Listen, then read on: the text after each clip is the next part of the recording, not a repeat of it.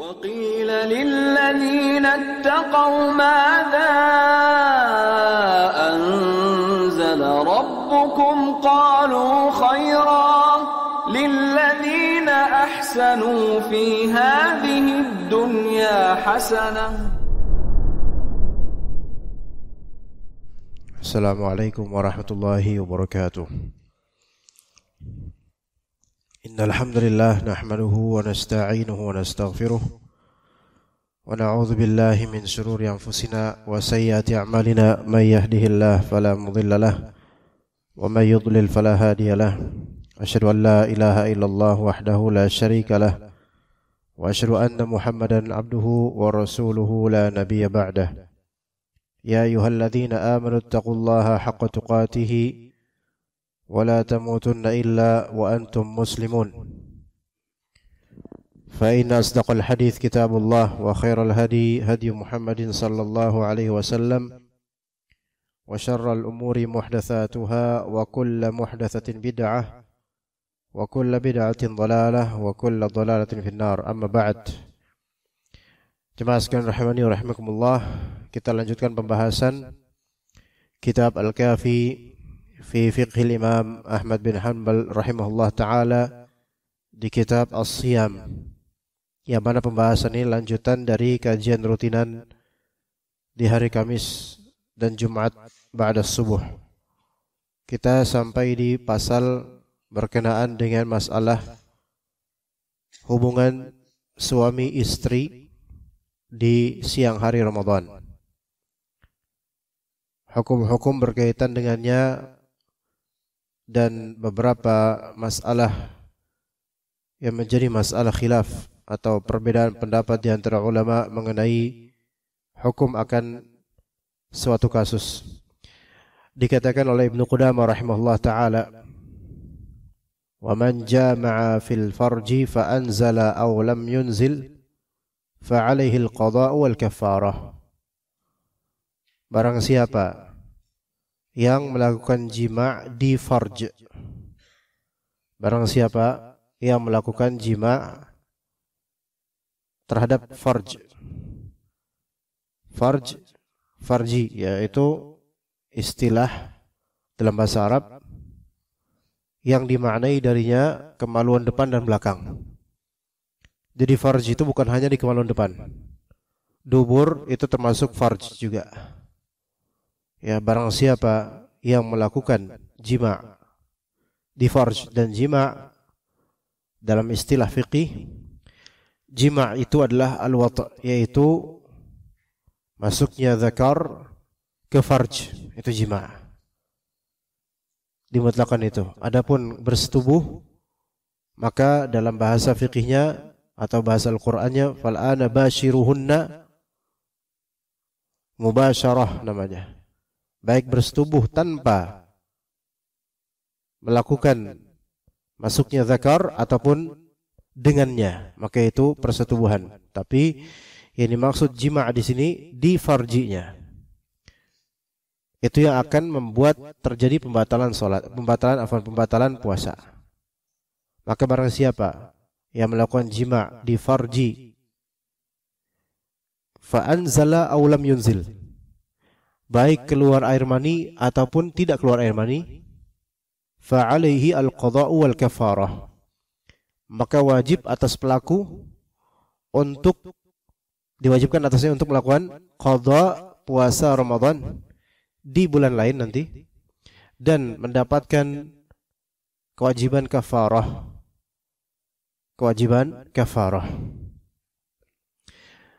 Apa bedanya qada dan kafarah? Qada maknanya adalah menunaikan suatu amalan di luar waktunya karena ada alasan, itu qada. Qada dalam istilahnya, qada maknanya adalah melakukan suatu amalan di luar waktunya, maksudnya setelah selesai waktunya karena ada alasan.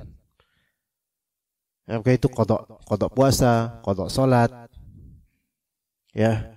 Adapun kafarah dari kata kafara yakfuru dan juga kafara yukaffiru, yang maknanya adalah menutup. Itu untuk menutup dosa maka diperlukan kafarah, baik berupa pembayaran atau berupa perbuatan. Maka itu kafarat, penebusan dosa. Kalau bahasa lebih mudahnya, bahasa lebih bisa dipahaminya. Jadi itu kafarah. Adapun qada, maka ini untuk mengganti penunaian yang tidak terwujud dengan sah. Adapun kafarah, maka itu semacam penebusan dosa, baik dengan pembayaran maupun dengan perbuatan. Nah, namanya orang batal puasa atau tidak puasa atau bahkan tidak boleh puasa karena sakit mungkin atau karena haid, nifas dan hal lain yang menjadi uzur, maka hanya wajib qada saja. Adapun masalah kafarat ini hanya khusus untuk masalah jima di farji, jima di kemaluan di siang Ramadan. Dan juga yang perlu diketahui, hukum ini yaitu harus qada dan kafarah karena jima itu hanya berlaku bagi orang yang aliman bil hukum, zakiran, orang yang tahu hukumnya, zakiran, orang yang ingat, ya, mukhtaran, dan orang yang memang berinisiatif melakukannya. Jadi orang yang mengetahui hukumnya, orang yang ingat akan hal ini, dan memang dia mukhtar, yaitu ikhtiar, dia punya pilihan untuk tidak melakukan atau melakukan. Jadi bukan orang yang dipaksa. Maksudnya begini, jemaah. Tadi syarat terpenuhinya hukum ini, orang itu tahu hukumnya, bahwasanya melakukan jima, yaitu memasukkan kemaluan ke farj di siang hari Ramadan saat puasa, itu hukumnya haram. Dia tahu itu harus tahu. Adapun mu'allaf baru masuk Islam, ini diberi uzur. Kemudian zakiran, dia ingat ketika terjadi jima, dia ingat bahwa ini siang hari Ramadan, kita lagi puasa. Ya, maka pendapat yang lebih sahih adalah orang yang lupa kalau itu lagi siang hari Ramadan, terjadi jima bahkan sampai tuntas, maka tidak terwujud hukum ini. Dia terusin puasanya, dimaafkan karena dia orang yang lupa, bukan pura-pura lupa, bukan dua-duanya belagak pilon, bukan, salah memang dua-duanya lupa. Ini kalau ini adalah siang hari Ramadan. Dan juga orang ini mukhtar. Mukhtar yaitu have a choice, punya pilihan. Bukan orang dipaksa. Ya. Misalnya seorang perempuan, istri ya, dipaksa oleh suaminya. Istri udah ingetin, "Bang, ini Ramadan, Bang, puasa, enggak boleh. Haram, nanti dapat kafarah," gitu. Terusin aja. Wah, udah berontak, enggak bisa. Maka di sini perempuan ini tidak kena denda, tidak kena kafarah. Yang kena kafarah adalah si suami, karena suami memilih untuk melakukan itu, istri dipaksa untuk melakukan itu. Ya, dan jangan ditanya nantinya apakah istri menikmati atau itu urusan lain, enggak tahu, wallahu alam dah itu, kalau itu urusan hati masing-masing. Tapi karena sini dipaksa, ya begitu. Nah, dan juga syarat yang keempat terwujudnya hukum ini adalah pelaku jima ini adalah orang yang memang diwajibkan puasa Ramadan itu. Adapun kalau pelaku jima ini adalah orang yang tidak diwajibkan puasa Ramadan, maka tidak kena hukum ini. Ya, jadi yang syarat keempat, orang ini memang diwajibkan untuk puasa Ramadan. Adapun kalau memang secara syar'i dia tidak diwajibkan puasa Ramadan, maka dia melakukan jima sampai tuntas bahkan enggak terkena hukum ini. Oke, sampel.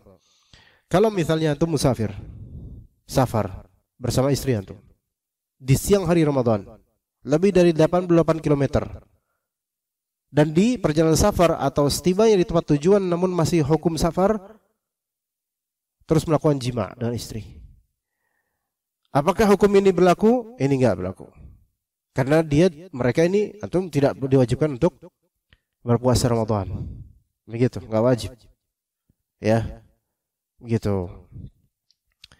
Kecuali orang yang melakukan safar karena hilatul hukum, karena dia pengen berkelit dari hukum Allah.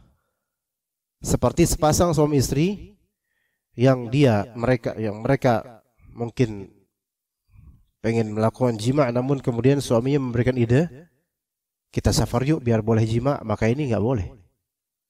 Ini licik, ya. Hilah namanya. Maka hilah yang seperti ini haram. Karena apa? Karena ingin mengelabui hukum syar'i. Hukum safarnya haram, dan karena tujuannya untuk melakukan pembatalan puasa dan jima, maka safarnya itu safar yang tidak mendapatkan rukhsah dan keringanan. Disebut safar maksiat. Ya begitu. Adapun kalau safar lainnya, safar yang boleh, safar dinas, maka itu tidak wajib berpuasa Ramadan. Dan kalau dia melakukan hal ini di masa safar, maka tidak dikenai apa-apa, melainkan hanya mengqadha saja nanti di bulan lain. Lima rawa Abu Hurairah anna rajulan jaa faqala ya Rasulullah waqa'tu ala imraati wa ana shaimun.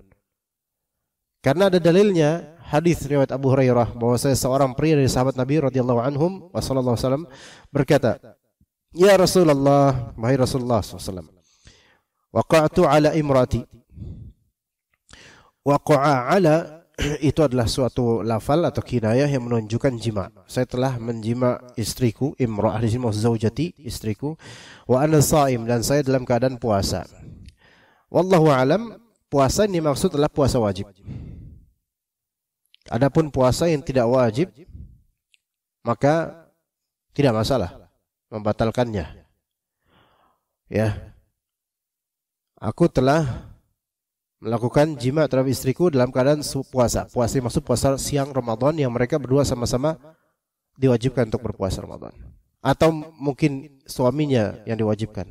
Al-Qulhan ini kasusnya kasus sahabat itu seorang diri. Jadi Rasulullah tidak ingin tahu lebih dalam tentang apa yang terjadi, gerangan apa yang terjadi di persetubuhan itu. Nah, jadi ini puasa, lagi puasa Ramadan. Karena gini, kita tahu puasa wajib itu ada 4. Sisa lainnya itu puasa sunnah semua. Puasa wajib ada 4. Sisanya adalah puasa sunnah. Yang pertama, puasa Ramadan di waktunya. Itu wajib. Yang kedua, puasa qadha Ramadan bagi yang melewatinya. Qadha Ramadan itu wajib.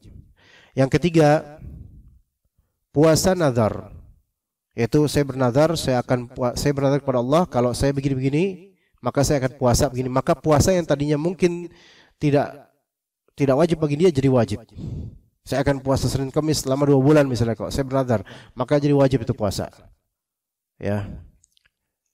Yang keempat yaitu puasa kafarah. Puasa kafarah bagi siapa? Bagi orang yang melanggar sumpahnya atau nazarnya. Itu puasa kafarah 3 hari. Ini puasa wajib. Tapi kalau kafarah sumpah kan pilihan dia modelnya. Atau puasa kafarah 2 bulan berturut-turut bagi orang yang seperti ini, melakukan jima' di siang hari bulan Ramadan. Jadi puasa ada 4. Puasa wajib ada 4. Yang pertama puasa Ramadan, puasa qadha Ramadan, puasa nazar, dan puasa kafarah dengan segala pernak-pernik dan sebabnya. Nah, dari keempat puasa ini, hukum qadha dan kafarah membebaskan budak. Enggak ketemu budak, maka puasa 2 bulan berturut-turut. Enggak bisa, maka berikan makan fakir miskin 60 orang.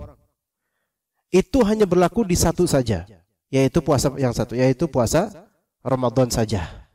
Adapun ketika qadha Ramadan, dia udah puasa nih qadha Ramadan, karena dia misalnya puasa bolong Ramadan kemarin karena safar atau karena uzur atau karena meninggalkan sengaja, maka dia wajib qadha.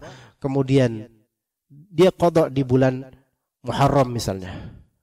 Pas dia qadha di siang harinya, dia nggak tahan lihat istrinya, kemudian terjadi jima'. Pertanyaannya, apakah dia wajib membayar kafarah? Paham nggak, Pak? Dia puasa qadha Ramadan. Kemudian di siang harinya dia batalkan puasa qadha Ramadan itu dengan jima' terhadap istrinya. Pertanyaannya, apakah dia wajib membayar kafarah atau tidak? Jawab, tidak. Kenapa? karena dia nggak sedang di bulan Ramadan. Kemudian dia puasa nazar. Saya akan bernazar, saya bernazar lillahi ta'ala, kalau misalnya saya lulus maka saya akan puasa Senin Kamis selama 2 bulan ke depan. Taib, ternyata lulus, maka wajib dia puasa Senin Kamis 2 bulan mendatang. Ketika puasa Senin, kemudian dia nggak tahan lihat istrinya, akhirnya dia melakukan jima dengan istrinya. Pertanyaannya, apakah dia wajib melakukan kafarah 2 bulan puasa? Wajib nggak? Enggak. Taib. Puasa yang keempat, puasa kafarah. Puasa kafarah karena dia telah melanggar jima di bulan Ramadan. Dia kafarah 2 bulan dia harus puasa. Bismillah, saya puasa 2 bulan. Hari pertama dia puasa, hari pertama. Hari pertama dia puasa. Oke, masih oke. Udah hari ke-10, hari ke-20, alhamdulillah prestasi. Hari 21, enggak tahan lihat istri di siang hari, dia melakukan jima. Pertanyaan Anda, apakah dia wajib kafarah lagi 2 bulan? Hah? Maksudnya tambah kalkulasinya, tambah 2 bulan lagi gitu loh, karena dia wajib enggak? Kalau itu enggak wajib. Tapi dia harus start dari hari pertama, iya. Paham enggak di sini? Start dari hari pertama, jadi 20 yang itu udah gugur. Gara-gara hari ke-21 itu. Jadi dari 1 lagi, waduh enggak, udah dah, nyerah, saya enggak kuat, enggak bisa. Udah enggak bisa. Oke, kalau enggak bisa, mungkin karena banyak kerja atau enggak tahan dengan istrinya, maka dia 60 fakir miskin tunaikan, sebagaimana di hadis ini. Jadi cuman di bulan Ramadan saja hukum ini berlaku untuk kedepannya. Di selain Ramadan, puasa apapun dari puasa wajib itu tidak berlaku kafarah. Gitu ya. Nah, kenapa? Kata para ulama, lihtirami al-waqt. Karena penghormatan terhadap waktunya, yaitu Ramadan. Penghormatan terhadap waktu. Jadi penghormatan terhadap siangnya Ramadan. Maka orang yang wajib berpuasa, kalau dia melakukan hal itu, maka kena kafarah. Bahkan orang yang ketika di siang hari Ramadan dia mager, malas berpuasa, batalin puasanya atau memang enggak puasa, haram tetap dia untuk makan dan minum. Walaupun dia membatalkan puasanya, bagi yang tanpa uzur ya, karena dia memang pengen langgar gitu, atau memang nggak tahan dengan puasa, nggak terdidik untuk puasa, maka tetap haram atas dia makan dan minum. Adapun orang yang beruzur, maka boleh makan dan minum di siang hari Ramadan selama tidak menimbulkan fitnah. Nah ini yang nggak beruzur makan dan minum, dia batalin, tetap habis itu nggak boleh makan dan minum lagi. Tapi dia tetap wajib mengqadha di bulan lain. Kenapa kok tetap nggak boleh makan dan minum di siang Ramadan? Padahal dia udah membatalkan puasanya dengan sengaja. Lihtirami al-waqt, karena menghormati waktu, yaitu menghormati bulan Ramadan. Begitu. Jadi di antara maqasid syariat untuk bulan Ramadan ini adalah menjadikan kita itu terdidik untuk menghormati bulan Ramadan. Untuk menghormati bulan Ramadan. Baik. Jadi tadi kata pria tadi, ya Rasulullah, inni waqa'tu ala imraati wa ana sha'im. Saya telah melakukan jima terhadap istriku dan saya lagi puasa, maksudnya puasa Ramadan. Maksudnya di siang hari Ramadan. Maka kata Rasulullah SAW, hal tajidu raqabatan tu'tiquha? Apakah kamu punya satu pribadi, raqabah itu pribadi, makhluk manusia, budak yang bisa engkau bebaskan? Maka kata dia, la, karena membebaskan budak ini butuh biaya besar. Ya, bukan berarti ketika itu nggak ada budak ketika itu, namun pembebasan budak itu biaya besar.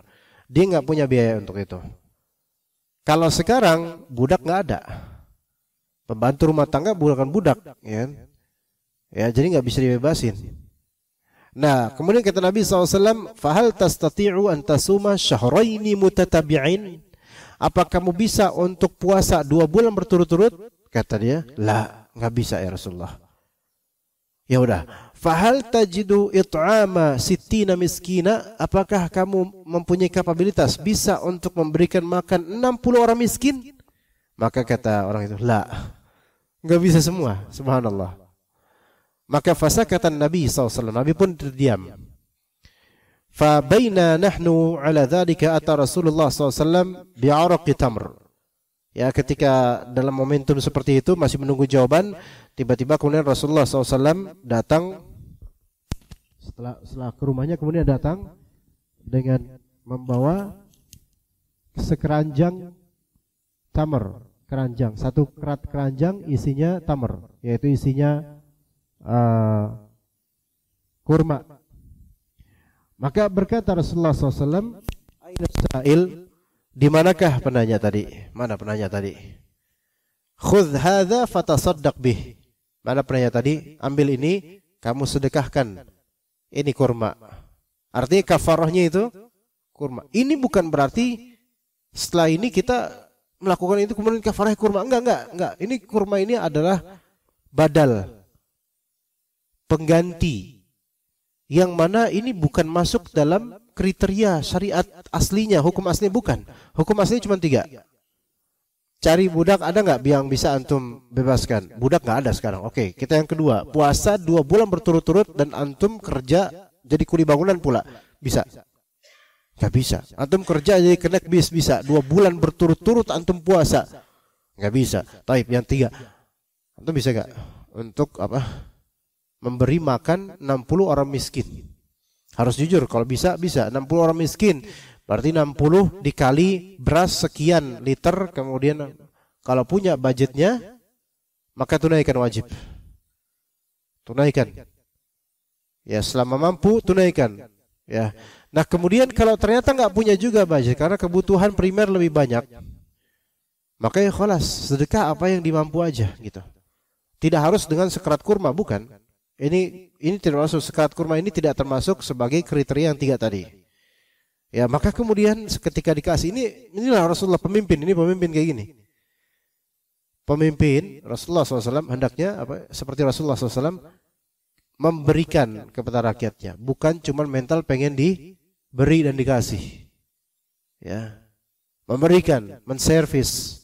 Maka hadza fatasaddaq, khudh hadza, ambil ini dan sedekahkan ini, udah dah. Kamu enggak punya apa-apa, udah pakai barang ini aja. Faqala ar-rajul, kata pria itu, "A'ala afqar minni ya Rasulullah?" Apakah ada orang yang lebih fakir daripada saya Rasulullah? Fa wallahi ya Rasul, demi Allah wahai Rasul, demi Allah, ma baina labataiha yuridu al-harratain ahli bait afqar min ahli baiti. Ya Rasulullah,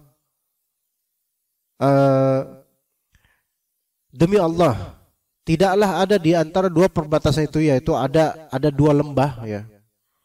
Ada 2 lembah di situ.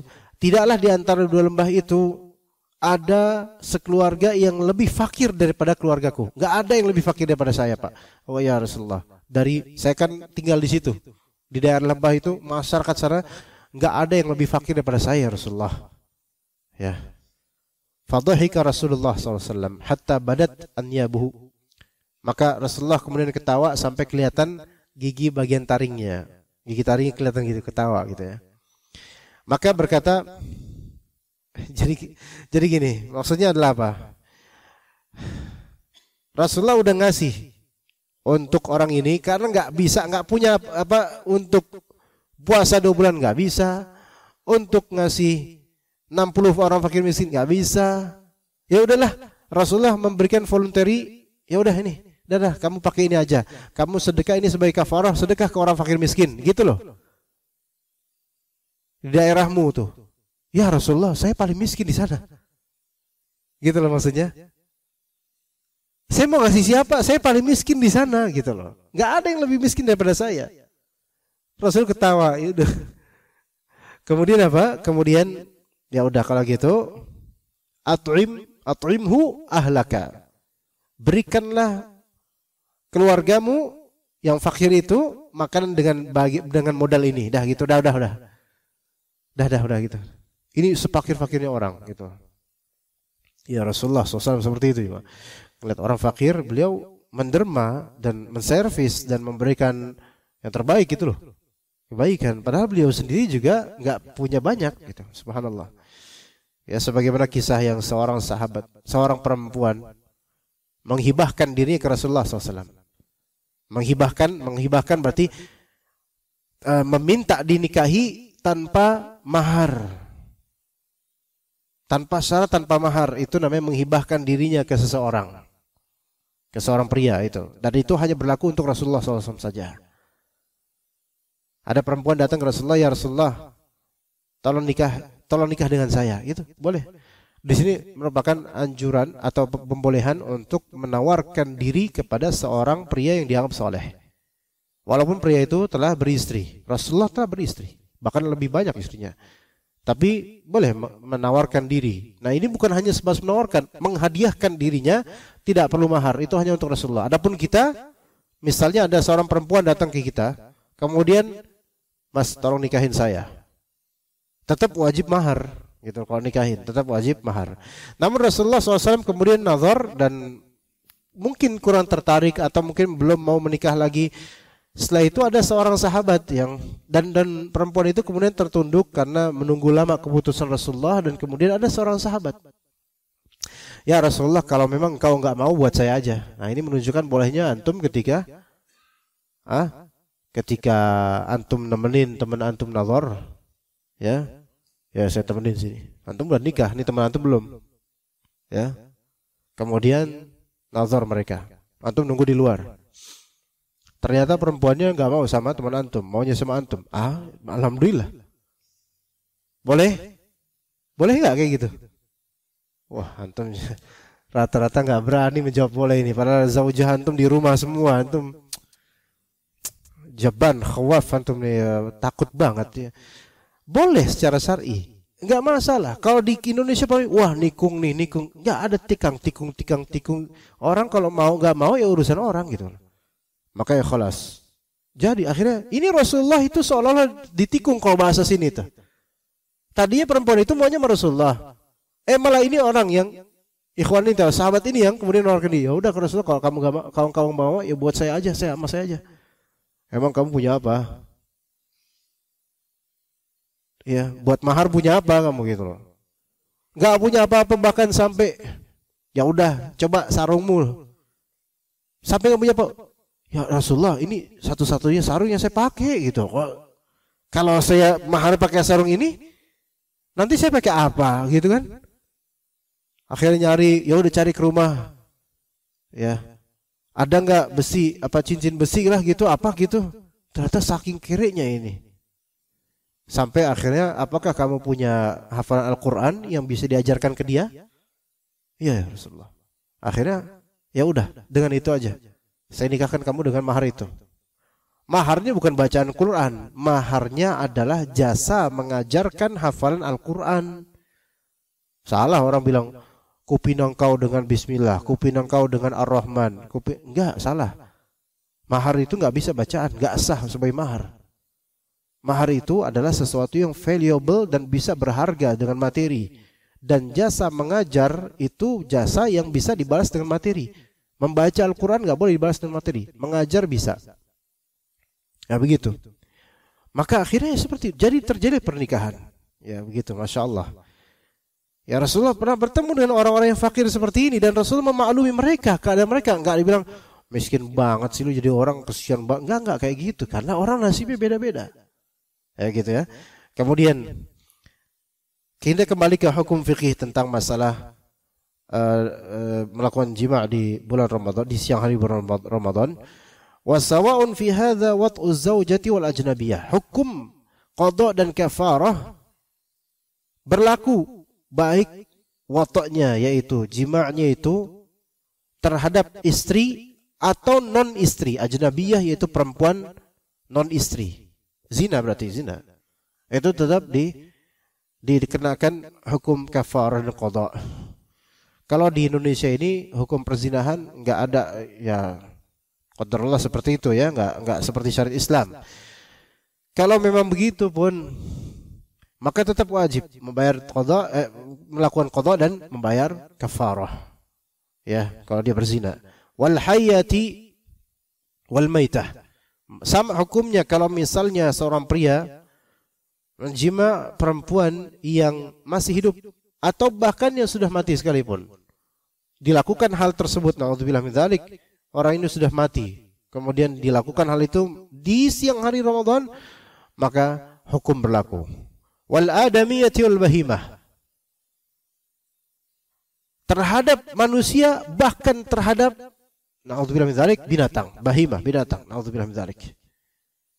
Kalau ada melakukan ini, memang not happening now, tidak terjadi hari ini. Tetapi kita nggak tahu masa depan. Maka diulas oleh fuqaha hal-hal seperti ini. Adamiyah itu adalah makhluk yang bersifat kemanusiaan, manusia. Makhluk yang bersifat kemanusiawian kayak kita ini. Walaupun mungkin bentuknya itu kadang mirip genderuwo misalnya, tapi dia anak orang, maka ini adami. Ya. Begitu. Kemudian wal bahimah, adapun bahimah, binatang, maka ini berlaku hukum qadha dan kafarah bagi manusia yang melakukannya. Ya. Kemudian wal qubul wad dubur. Nauzubillah min dzalik. Baik. Dengan atau menjima melalui qubul, qubul itu adalah kemaluan bagian depan. Ataupun dubur, kemaluan bagian belakang. Itu semua kena. Itu semua kena. Maka tidak ada alasan kalau misalnya na'udzubillah min dzalik, seseorang menjima istrinya melalui belakang, maka itu maksudnya melalui belakang melalui lebih jelas supaya enggak salah, yaitu melalui lubang pantat, maka ini na'udzubillah min dzalik, ini juga kena hukumnya. Enggak ada alasan. Dan batasan disebut wata atau jima, yaitu dukhul atau ilaj hasyafatidz dzakari fi al-farj. Ilaj itu adalah memasukkan perlahan. Seperti kata Rabb kita Azza wa Jalla, yulijul laila fin nahari wa yulijun nahara fil lail, atau tuliju dan yuliju dalam ayat yang beda. Allah Ta'ala memasukkan secara perlahan malam ke siang, memasukkan secara perlahan siang ke malam. Seperti itu prosesnya. Ketika terjadi ilaj, hasyafa adz-dzakar. Hasyafa itu adalah kepala zakar. Fi al-farj, masuk ke dalam farj. Walaupun cuma kepalanya saja, maka itu sudah dihukumi sebagai jima' atau wata'. Walaupun tidak terjadi inzalul mani, keluar mani enggak ada. Tapi itu hukum sudah berlaku.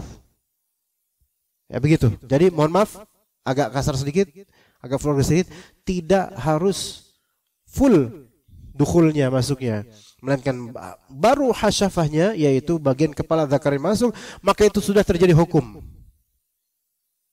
Sudah terjadi hukum ini. Ya, begitu ya. Ya, taib. Li'annahu wat'un fi farjin mujibun lil ghusli, atau mujibun bisa lil ghusli asbahu wat'az zawjah. Kenapa dubur juga dihukumi dengan hal yang sama? Karena untuk farj yang mewajibkan untuk mandi aja itu sama seperti melakukan, karena itu sama-sama farj, intinya sama-sama farj. Makanya farj dimutlakkan qubul dan dubur, depan dan belakang farj semua. Farji bahasanya, farji. Wali'annahu idza wajaba at-takfir bil wat'i fil mahallil mamluk fa fima 'adahu aula. Karena di sini ada pertanyaan, kenapa perempuan non istri kalau misalnya dizinai juga kena bayar kafarah juga? Kenapa bahimah, binatang atau bagian dubur, kenapa semua kok dilakukan terhadap hal-hal ini itu kena juga kafarah dan pembatalan puasa tentu saja?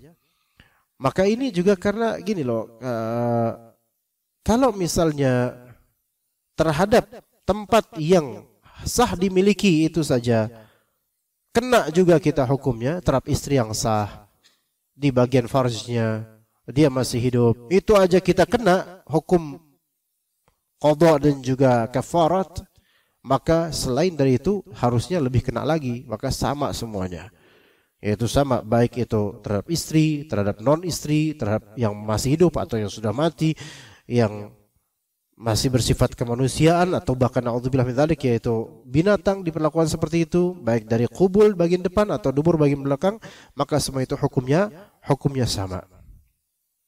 Nah, sekarang kasusnya adalah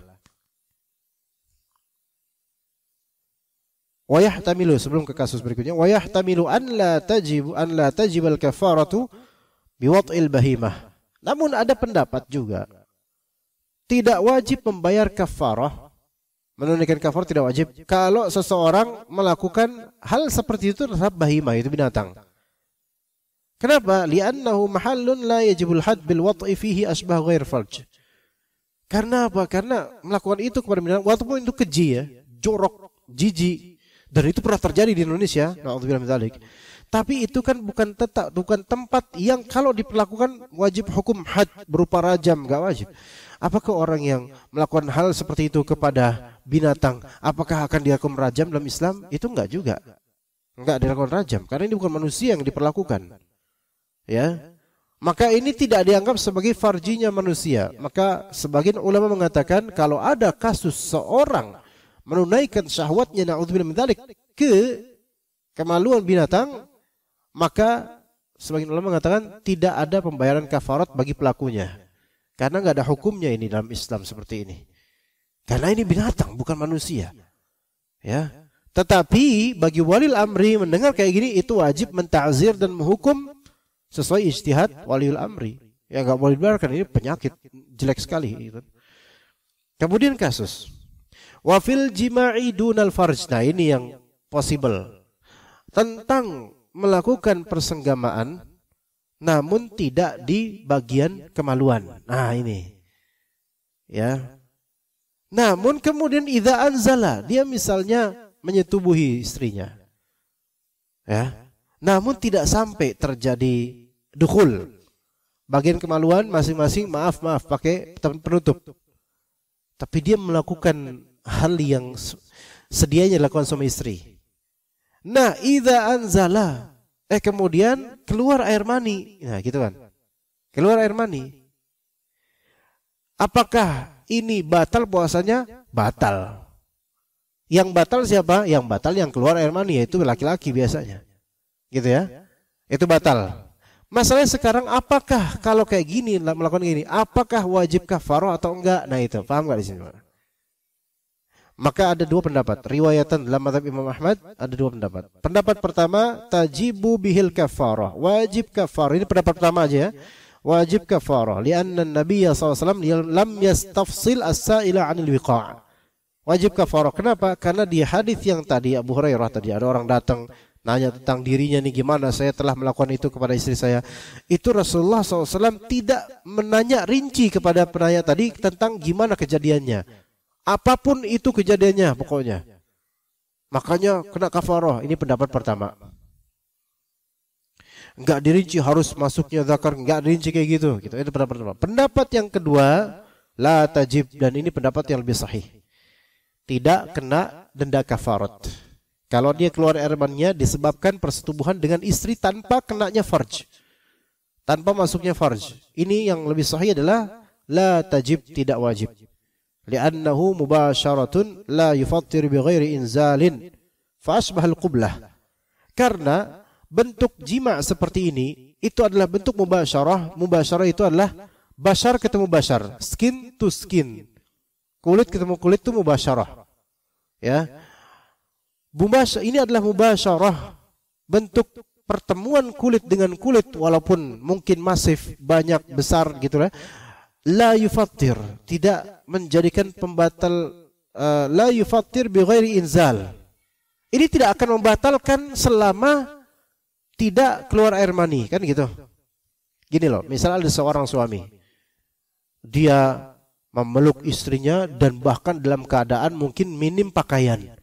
Ya subhanallah, ini gimana? Siang Ramadan, istri udah gini, Mas jangan Mas, ini siang-siang Mas.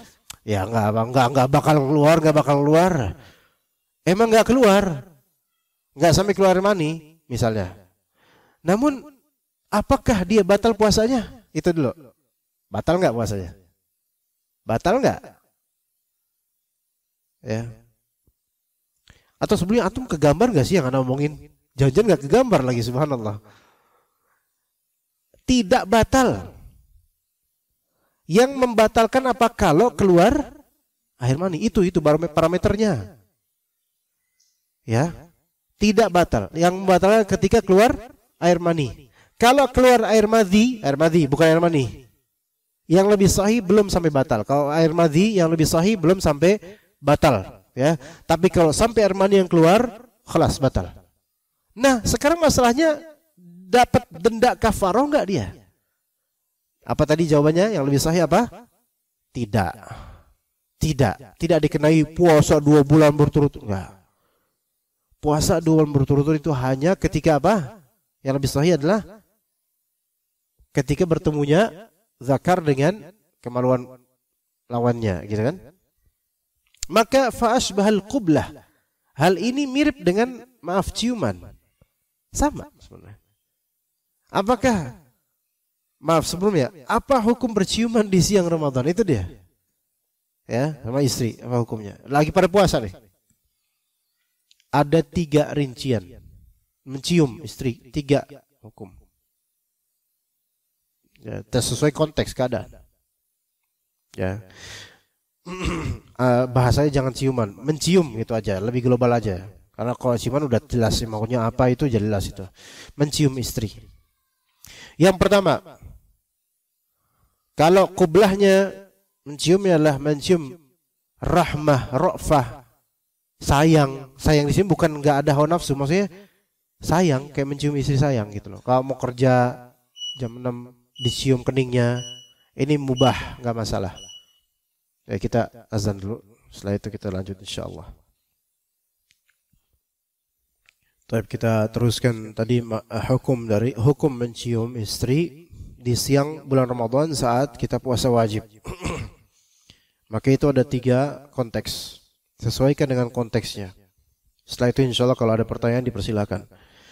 Yang pertama, qublatur rahmah awi ra'fah, yaitu mencium karena kasih sayang murni dan tidak ada tendensi nafsu atau semacam itu. Makanya sepertinya hukumnya mubah. Ya, antum lebih tahu tentang diri antum. Ya, ketika mencium istri, mencium anak yang tidak ada tendensi nafsunya, makanya hukumnya mubah. Karena Rasulullah sallallahu alaihi wasallam itu melakukannya terhadap Aisyah radhiyallahu anha dalam satu riwayat. Maka yang sahih adalah mubah hukumnya. Yang kedua, yaitu mencium istri dengan adanya nafsu. Itu nomor 2, dan yang ketiga juga begitu, mencium istri dengan adanya nafsu juga. Namun yang kedua, mencium istri dengan adanya nafsu dan yakin dia akan terjaga aman dari sikap berlebih setelah mencium.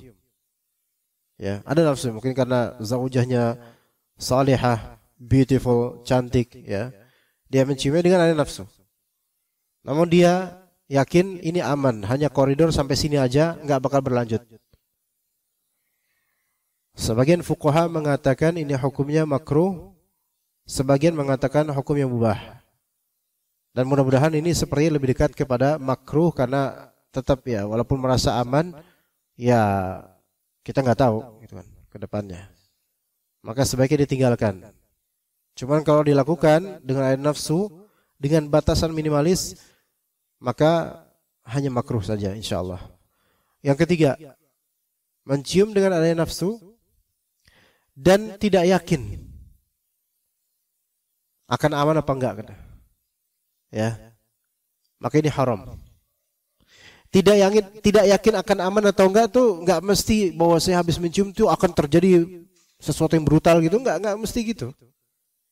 Kalau misal atau berangkat kerja ke kantor pagi-pagi, sahur tadi sebelum subuh, ini jam 6 pagi mau berangkat, terus antum cium istri antum dengan nafsu gitu, dan itu akan membekas di deg-degannya antum atau apa, membekas sampai antum jalan naik motor ke kantor tuh kepikiran, wah kenapa tadi nggak diterusin, dan seperti itu kepikiran, ya. Kemudian akhirnya WhatsApp atau apa, jadi ya terbawa nafsu terus tuh. Ini bisa menjadi haram karena ini sangat mengganggu, gitu. Bisa mengganggu, apalagi suami istri yang baru nikah, gitu kan, ya. Makanya seperti bisa haram, apalagi lebih-lebih lagi kalau misalnya nggak aman, habis ini bakal terus nih, nggak bakal habis nih, terus nih sampai bisa berlangsung persetubuhan, maka ini jelas haram, begitu. Jadi mencium istri itu ketika di siang Ramadan tidak satu hukum, melainkan antum lebih tahu. Gimana? Lebih tahu gitu. Ya, imma mubah kalau itu kasih sayang, murni kasih sayang enggak ada nafsu, imma makruh kalau ada nafsu tapi bisa tahan, imma haram kalau ada nafsu dan berpotensi kepikiran terus, kebayang-bayang sehingga mengganggu puasanya atau bahkan berpotensi membatalkan puasanya dengan jima, maka ini haram. Ya, seperti itu insyaallah taala. Ada pertanyaan di sini, ikhwan? Ya, fadhal. Ya, pakai itu biar kedengaran di YouTube. Assalamualaikum warahmatullahi wabarakatuh. Waalaikumsalam warahmatullahi wabarakatuh. Ustaz, mengenai kafaroh yang tadi, Aha. itu kan yang kalau udah nggak kuat mentok ngasih makan ke 60 orang fakir ya. Ya. Nah, di sini saya lihat ada kasus di Instagram Ustadz yang buka jasa untuk ngebantu nyalurin dana untuk ngasih makan 60 orang fakir. Aha. Karena mungkin sebagian orang-orang banyak yang sibuk gitu ya. Hanya menyalurkan makanannya atau Menyalurkan makanannya langsung iya. ke orang-orang fakir. Bukan gitu. mendanai, bukan? Hah? Bukan mendanai, hanya menyalurkan makanan kan? Jadi kita ke dia nanti dia salurin gitu. Iya. Nah, ada problemnya yang saya lihat di komen itu banyak sebenarnya yang mau untuk ikut Aha. programnya Ustadz ini, Ustadz Fulan. Aha. Tapi banyak juga yang belum siap dananya segitu gitu. Ah. Nah, Berapa kira-kira budget yang ditawarkan? per satu porsi hitungannya sekitar berapa ya? Mungkin 30 sampai 50 ya. 50.000 ya, 30.000 lah anggap gitu 30 ya. sampai 50 kurang lebihnya ya. Iya. Tapi kan faktanya saya lihat di komen itu banyak yang ternyata belum mampu untuk ikut itu gitu ya. Karena 30 berarti 30.000 kali 60 gitu kan ya? Iya, kurang lebih segituan. Nah, untuk kafaroh ini apa boleh Cicil. semampunya? Iya, begitu Ustaz. Dan kalau kodok dan kafaroh ini apakah ada batas waktunya Ustaz? Oke, Syafran. Afwan. Ya, jazakallah khair atas pertanyaan, bagus banget. Kalau kita lihat hadis ini tadi dan kaidah usul fiqih, al-aslu fil wujubi al-fawr. Asalnya pengajiban itu dilakukan segera kecuali ada dalil yang meluaskannya. Nabi SAW ketika bertanya ke pria yang tadi yang melakukan jima di siang Ramadan, langsung ditanya oleh Nabi SAW, ada budak gak yang bisa kamu bebaskan? Enggak ada. Ya, ditanya lagi Nabi SAW, bisa nggak puasa Ramadan 2 bulan, puasa 2 bulan berturut-turut? Langsung dijawab nggak bisa. Rasulullah nggak mendetail kemudian coba aja dulu, nggak gitu. Artinya kalau emang kita nggak bisa ya udah nggak bisa gitu kan? Mungkin karena kerja atau lainnya. Kemudian langsung ditanya Rasulullah SAW, bisa nggak kamu memberi makan 60 orang miskin? Langsung dijawab nggak bisa. Lalu Rasulullah SAW mengalihkan ke hal yang lain gitu loh. Artinya begini, seseorang ketika dia langsung lihat dirinya dengan jujur, bisa apa enggak? Kalau emang enggak bisa, berarti ya udah gitu loh. Tapi harus jujur. Allah lebih tahu. Karena Rasulullah itu enggak memaksa dia, ya udah tunggu sampai kamu bisa. Enggak ada hadis kayak gitu. Faham enggak di sini? Kalau yang di komentar di Instagram itu, wah, belum bisa, ya berarti antum nggak bisa. Puasa 2 bulan bisa nggak? Nggak bisa. Bayar 60 makan orang miskin bisa? Nggak bisa. Ya khalas. Lah terus gimana dong? Hal lain yang antum bisa sedekahi, sedekahlah. Sebagaimana kurma tadi yang kamu disedekahin. Faham di sini sebagai kafarah. Tapi nggak mesti kurma. Apapun yang antum bisa dari harta antum untuk keluarin, fadhol lakukan.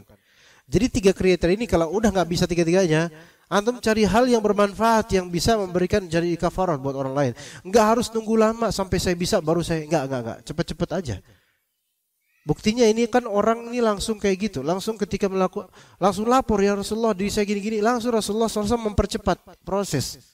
Sampai Rasulullah pulang ke rumah ngambil kurma, berarti hal ini harus dipercepat. Gitu ya. Mafhum dari hadis ini seperti itu. Jadi jangan nunggu 30.000 kali 60 berapa? 1,8. Sebenarnya itu harusnya bisa sih. Kalau misalnya nggak bisa berarti miskin dia. Ya mungkin juga tinggal di antara dua lembah itu, jangan-jangan sama-sama miskinnya dengan sahabat itu ya. Nah, harus jujur tapinya. Kalau gaji dia 4,5 juta atau 5 juta UMR, dia wajib menyisihkan 1,8. Berarti mampu dia.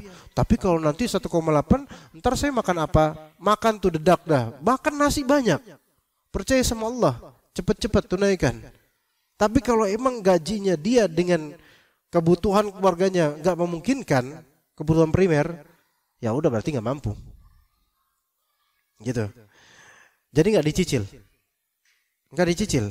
Langsung 60 orang fakir bisa nggak bisa. Ya udah, nggak, Rasulullah nggak nyuruh nyicil.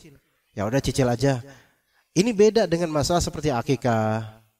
Akikah bisa tunda, bisa cicil. Kalau anak laki-laki satu dulu mampunya, ya udah satu dulu, boleh. Ya begitu. Qada Ramadan boleh cicil. Hutang boleh cicil, tapi kalau ini paketan mainnya. Enggak disuruh cicil gitu ya.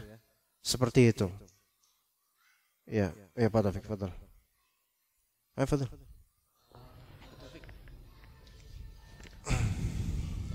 Terkait iktikaf sama zakat ini Ustaz. Pertama terkait iktikaf nih. Ketika kita iktikaf pada saat qiyamul lail, mana yang lebih utama? Apakah sholat qiyamul lail berjamaah ataukah sendiri-sendiri? Itu yang pertama. Kemudian yang kedua berkaitan dengan zakat ini Ustaz.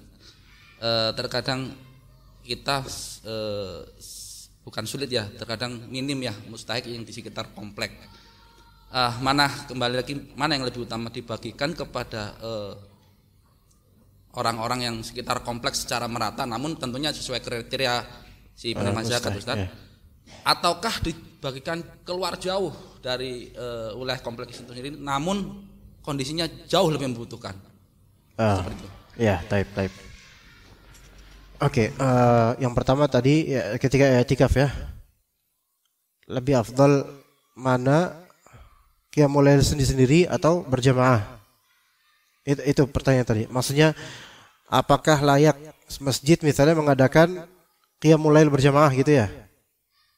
Itu enggak maksudnya? Lebih utama apapun yang berjamaah. Oh, sebentar, ini nanti kita terusin dulu. Lebih utama apapun yang berjamaah. Baik di awal habis Isya ataupun di akhir malam. Pokoknya selama itu berjamaah lebih afdal. Gitu loh. Dibandingkan sendiri-sendiri. Ini kan witir bukan? Maksudnya witir bukan maksudnya? Sekaligus witir juga? Iya.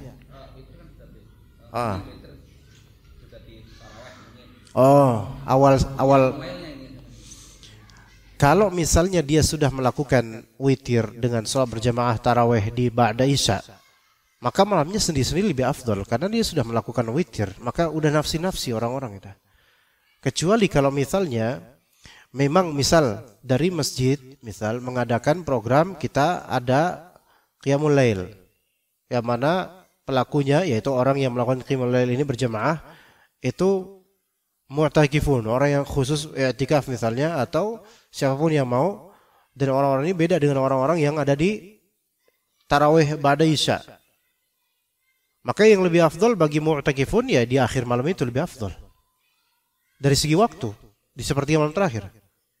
Sepertiga malam terakhir berarti dibagi dari maghrib sampai subuh itu kan 10 jam setengah kira-kira, dibagi tiga terakhir, maka itu tempat yang terbaik atau waktu yang terbaik qiyamul lail.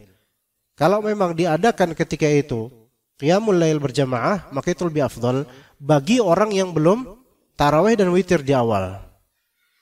Begitu. Seperti itu, wallahu a'lam. Tapi kalau tidak ada, maka lebih afdal ikut bersama yang ba'da Isya. Itu opsional. Tidak berarti ini salah, itu salah, semua insyaallah ada kebaikan masing-masing. Tergantung gimana keputusan dari DKM, gitu aja. Ya, itu satu ya. Yang kedua apa tadi ya? Zakat.